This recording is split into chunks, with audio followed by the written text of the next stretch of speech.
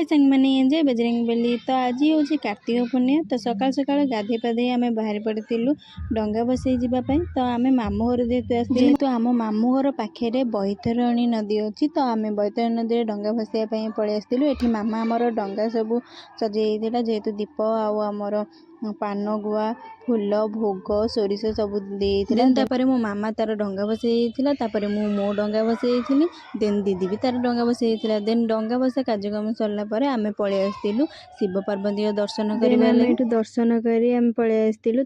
एमती बहुत सारा मेला पड़ता। मेला कहीं पड़ी ना जेहेतु आम मामू घरे कार्तिक पूर्णिमा सेलिब्रेट कराए। तो एमती बहुत सारा मेला पड़ी। देन आम माँ तारिणी को सीट दर्शन करूँ। देन आम हनुमान दर्शन सारी पुणी आगू चलू। तो एमती किसी से माने डेकोरेशन करथिले। राधा कृष्ण को आम से दर्शन कलु। तो बहुत बढ़िया भाव से सजाई और सुंदर भाव करिसेंती।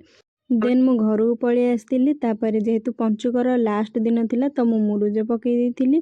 तो आपण मैंने मुरुज देखिए कहे केमिति हेइछि। तो स्टार्टिंग थिला तो आपण एंडिंग भी देखिए मुरुजर केमिति हेइछि। जेहेतु मते एते भलसे आसेनी फिर भी मु करिछि। आपण माने कमेंट रे जणेबे केमिति लागिला मो फाइनल लुक देखिके आपण माने मते निश्चय कमेंट रे जणेबे केमिति हेइछि मो मुरुज।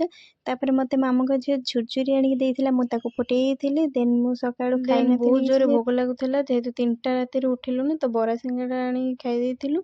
तापर ए छोटो चॉकलेट डबाटा देखिकी मते छोटो बड़ कथा मन पड़ी चॉकलेट डबा देखिकी आपण मानकर भी मन पड़ी जातो पिला बड़ कथा। जदी वीडियोटी भल लागितो लाइक करिवे। रहउची जय बजरंगबली।